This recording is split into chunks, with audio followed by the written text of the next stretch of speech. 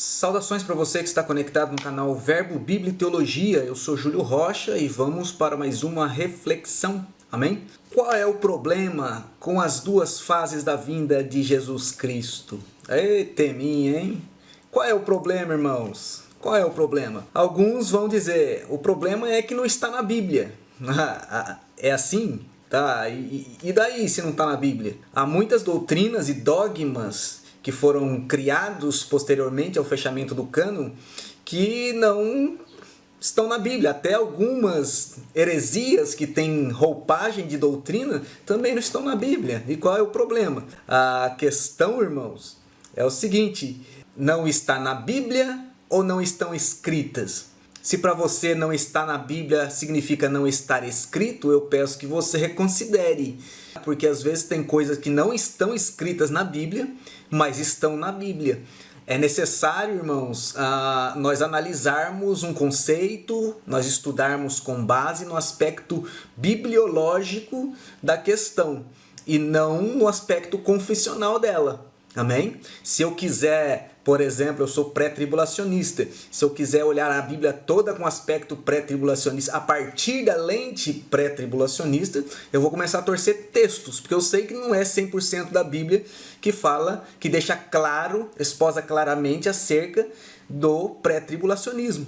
No entanto, eu creio que a Bíblia é contundentemente favorável a essa teologia. Amém? Se eu quiser olhar com a lente do pós-tribulacionismo e considerando certas passagens, e mais desconsiderando também o aspecto contextual, o aspecto do calendário da profecia, o aspecto literal da profecia, o aspecto cronológico, o aspecto lógico da coisa, desconsiderar, por exemplo, o arrebatamento e outras coisas, é possível, mas eu estarei com uma lente da minha confissão e não necessariamente na lente da Bíblia. Portanto, irmãos, temos que olhar o conjunto. E é observando o conjunto que eu pergunto, qual é o problema das duas fases da vinda de Cristo? É uma questão, então, de perspectiva, irmãos. Uma questão de perspectiva, uma questão de comprometimento bibliológico. E no tocante a isso, algumas pessoas podem até falar assim, não, eu li a Bíblia e deixei de ser pré-tribulacionista. Não, você não fez isso com base na leitura da Bíblia.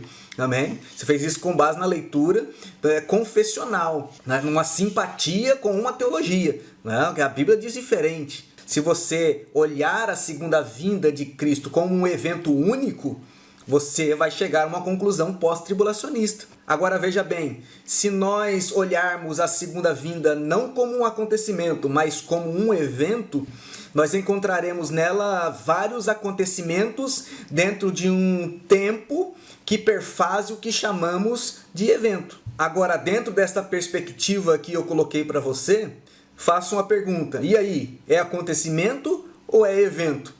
É melhor os irmãos pós-tribulacionistas pensarem muito bem antes de responder essa pergunta.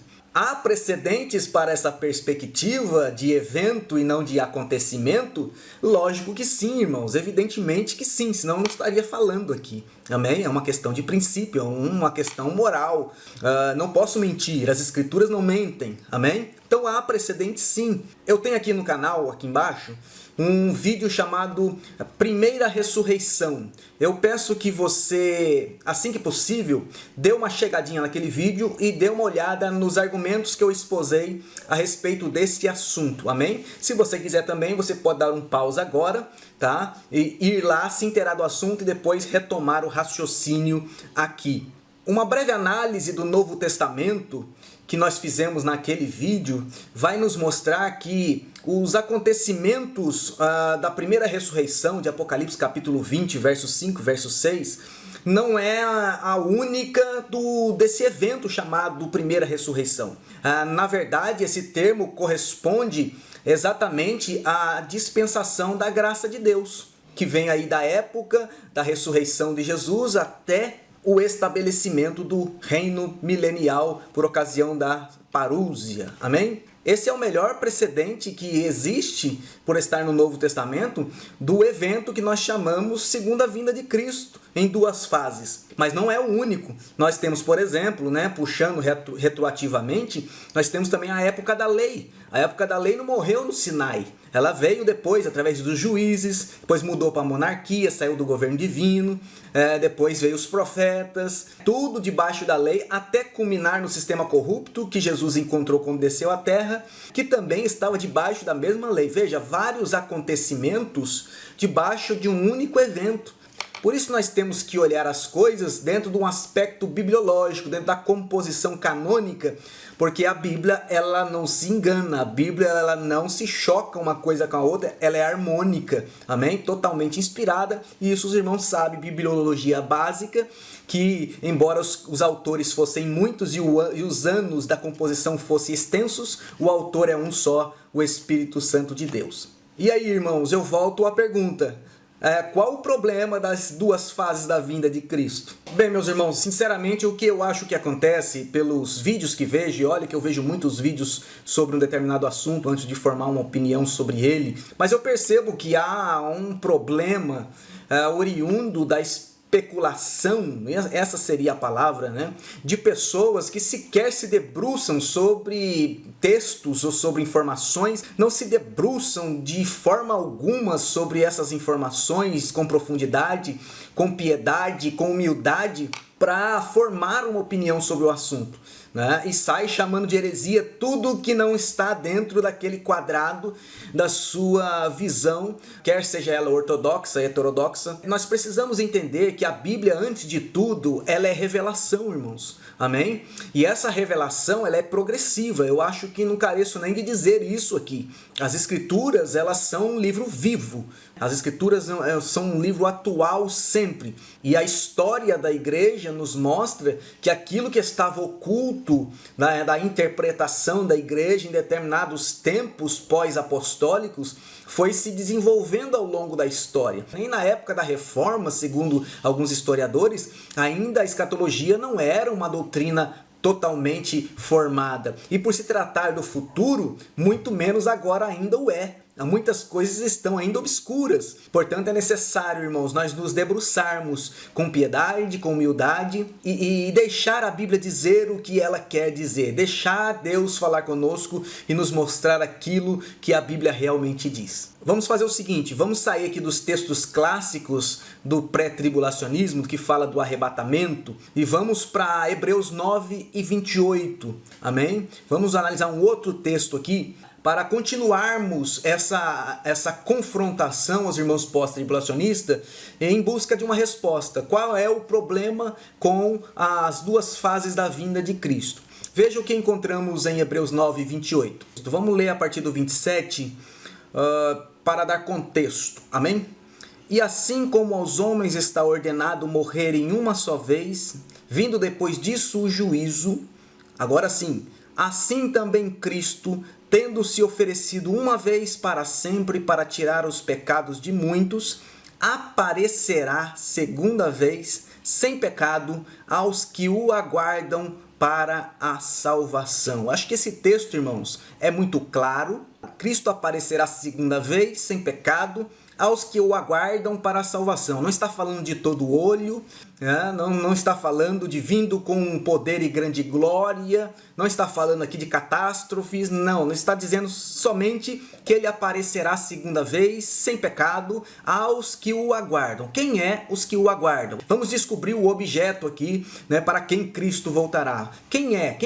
Quem são os que o aguardam para a salvação? É a igreja, irmãos, é os salvos. No entanto, irmãos, eu quero chamar a atenção dos irmãos para esse verbinho que aparece aí, e o verbo é aparecer. Esse verbo aparecer vem do grego horal, que significa se fazer visível, ser visto. Então Cristo se fará visível para os que aguardam para a salvação. Esse mesmo termo, irmãos, ele aparece em 1 Coríntios capítulo 15, verso 5, e também um paralelismo no verso 6, verso 7 e verso 8. É interessante nós notarmos que esse verbo aparecer, ele é um verbo indicativo, está no tempo futuro, na voz passiva. Olha que interessante. Guarde bem isso. Vamos para 1 Coríntios, capítulo 15, verso de número 5.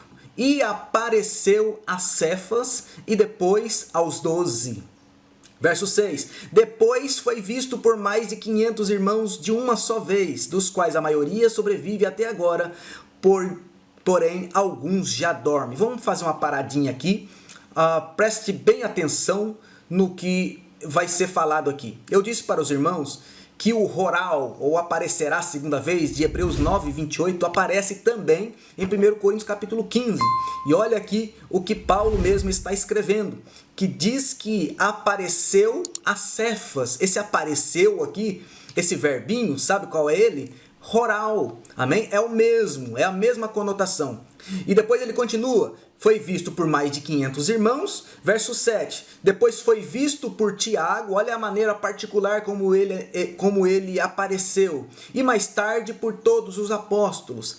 E afinal de todos foi visto também por mim, como um nascido fora do tempo. É bom lembrar aqui, irmãos, que o apóstolo Paulo, quando enxergou a luz, todos que estavam com ele ficaram confusos, mas ninguém entendeu nada. Só Paulo viu o que viu. Ou seja, de uma forma toda particular, Jesus apareceu para Cefa, depois apareceu para os 12, depois apareceu para os 500, né? Depois foi visto por Tiago, pelos apóstolos novamente, e depois por Paulo. Paralelo a isso, irmãos, tanto Hebreus capítulo 9, 28, como 1 Coríntios capítulo 15, verso 5 ao verso 8, são paralelos. Estão aí no mesmo campo de análise de Atos capítulo 1, verso 9 ao verso 11, ao qual nós vamos passar a ler agora também.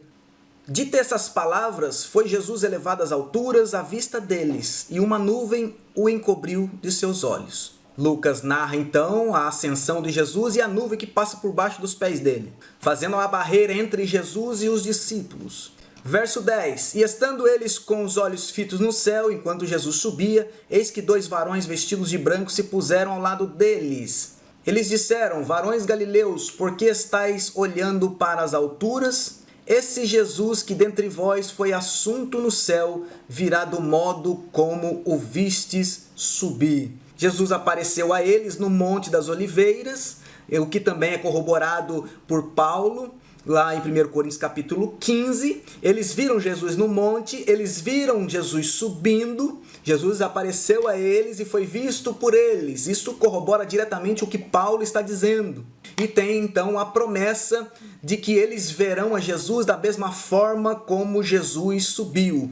Da mesma forma como Jesus apareceu a eles em particular no Monte das Oliveiras, Jesus também apareceria para eles no seu retorno. Logicamente haverá disputa por parte dos irmãos pós-tribulacionistas, mas o texto está aí. O texto está aí. Se nós lermos o texto isoladamente, nós vamos criar para eles a interpretação que nós quisermos. Aliás, os irmãos pós-tribulacionistas, com o método alegórico de interpretação, são basicamente mestres em criar coisas, né? Por exemplo, significâncias alegóricas para profecias que são literais e têm pleno e iminente cumprimento previsto para os últimos dias. Portanto, irmãos, vamos ver algumas coisas interessantes aqui. Agora começa a esquentar. Primeiro, esse aparecimento que o escritor de Hebreus fala no capítulo 9, verso 28, eu já disse para os irmãos que ele está na voz passiva, ou seja, é um verbo indicativo no futuro com voz passiva, ou seja, ele recebe ordem de alguém. Isso conecta este texto, essa atitude, essa ação de Jesus aparecendo diretamente com 1 Tessalonicenses capítulo 4, verso 16, onde nós temos lá, primeiro, a palavra de ordem, segundo, a trombeta de Deus, ou seja, o arrebatamento da igreja, irmãos, é uma ação passiva de Jesus e não ativa. Ou seja, primeiro vem a ordem, segundo vem a trombeta e depois vem Cristo arrebatar a igreja. Amém? E eu pergunto, por que não é ativa em Hebreus capítulo 9, verso 28? A Bíblia não se contradiz. Vamos seguir o texto. Isso corrobora até com Mateus 24, 36. Agora, o mais interessante é que na vinda gloriosa de Jesus, o verbo vir, eis que ele vem com as nuvens, como exemplo aí Apocalipse 1 e 7, não está na voz ativa, mas está na voz passiva, porque ele vem para reinar reinar, ele vem para estabelecer, ele vem para julgar, amém? Então está na voz ativa, ou seja, aquilo que é bagunçado no pós-tribulacionismo, ou seja, todos os eventos dentro do único acontecimento, no mesmo dia, na mesma época, na verdade nós tratamos no dispensacionalismo arrebatamento como arrebatamento e tratamos também a vinda gloriosa de Jesus como vinda gloriosa. E quem distingue isso, irmãos, é o próprio verbo. Não tem como Jesus vir passivo e ativo da mesma forma, na mesma ocasião, no mesmo acontecimento. Não tem como, irmãos. Isso é maravilhoso, irmãos, de nós compreendermos. Se nós seguimos a Bíblia, o campo harmônico, o conjunto das Escrituras, nós vamos chegar a essa conclusão. Uma coisa é uma coisa, outra coisa é outra coisa. E a pergunta fica, qual é o problema das duas fases da vinda de Cristo? Qual é o problema, irmãos? Vamos, uma coisa curiosa aqui também. Segundo, note que em 1 Coríntios capítulo 15, verso 5, né, ele só aparece para a igreja. Você percebeu isso? Capítulo 9, verso 28, diz que ele aparecerá a segunda vez para os que o aguardam. Quem aguarda? A igreja. Capítulo 15, verso 5 de 1 Coríntios, ele apareceu só para a igreja. Se você for olhar Atos 11, já falei aqui, ele apareceu para os discípulos, para a igreja, para os 500 irmãos, e mandou todos ir para Jerusalém. Os que argumentam contra o pré-tribulacionismo, me respondam essa pergunta, pelo amor de Deus. Quando foi que Jesus apareceu depois de ressuscitado para algum ímpio? Alguém vai se habilitar? Alguém vai arriscar responder? Eu acho que não, amém? Foi só para a igreja. Portanto, se ele vai descer da mesma forma como ele subiu, ele vai aparecer para quem, irmãos? Para a igreja, conforme as Escrituras nos falam. Será que algum irmão pós-tribulacionista vai ousar dizer que não há precedentes aqui para um arrebatamento iminente? Será que alguém vai dizer que não há precedentes aqui para uma ressurreição da igreja nessa ocasião do arrebatamento? Será que vai ter alguém ainda que ouse descaracterizar os textos para dizer isso? Está mais do que claro, irmão, que ele vem particularmente para a igreja, com vários precedentes bíblicos, dos quais nós estamos falando apenas de um aqui. E dos céus, com a igreja lá de cima, ele abre, né, os selos que anunciarão a sua manifestação futura após o período tribulacional. É simples assim. E após a grande tribulação ele virá, e nós cremos nisso. Né? Mas ele virá para reinar, não para arrebatar. Sabia que as duas testemunhas também vão ser arrebatadas antes do tempo? E como é que fica isso, irmãos? No caso do arrebatamento pós-tribulacionista, os irmãos sabiam que as duas testemunhas serão arrebatadas antes da igreja? Bom, se a igreja vai ser arrebatada e vai ter as bodas do Cordeiro, convenhamos que as duas testemunhas vão ser uns belos, uns penetras na festa. Vão subir antes da noiva, né? Porque está assim escrito nas Escrituras, elas vão subir ao céu assim que ressuscitarem. Há uma majoritariedade de pensadores que acreditam que a cronologia de Apocalipse capítulo 11 está na metade da grande tribulação e não no final da grande tribulação. Portanto, irmãos, é para nós vermos como também a teologia pós-tribulacionista se confundem em alguns, se não em vários aspectos. Dentre os principais está aí o cronológico. Outro sim, irmãos, para nós caminharmos para o final, aparições fora do segundo advento da vinda gloriosa de Jesus nunca foi problema na história, amém? Nunca foi problema. Segundo o Dr. F.F. Bruce, num livro sobre Paulo, que eu tenho aqui, Paulo, Sua Vida, Obra e Teologia, se não me falha a memória, eu coloco a capa para os irmãos poderem ver aí. Segundo o Dr. Bruce, então, o que acontece? Jesus apareceu, depois de ressuscitado, cerca de 18 vezes para a igreja. Amém? 5 ou 6 delas, se não me engano, foi somente para o apóstolo São Paulo. A pergunta é simples, irmãos. O que impede de Jesus de aparecer para aqueles que o aguardam para a salvação? Quem impede de Jesus vir secretamente para a igreja e tirar a igreja daqui? Precedente para arrebatamento nós temos, irmãos. Nós temos Enoque, Elias, já foi falado, Filipe. Nós temos precedente que Jesus apareceu particularmente para a igreja, em questão de duas fases de vinda, questão cronológica, questão de tempo. Como diz o pastor Ciro Zibordi, se alguém acha estranha uma segunda vinda que dura 7 37 anos, tem que se lembrar que a primeira vinda de Jesus durou 33 anos. Amém? Então, calendário não é problema. O tempo de Deus é diferente do nosso. Portanto, irmãos, não podemos fechar os olhos para essas curiosidades bíblicas, para essas reflexões.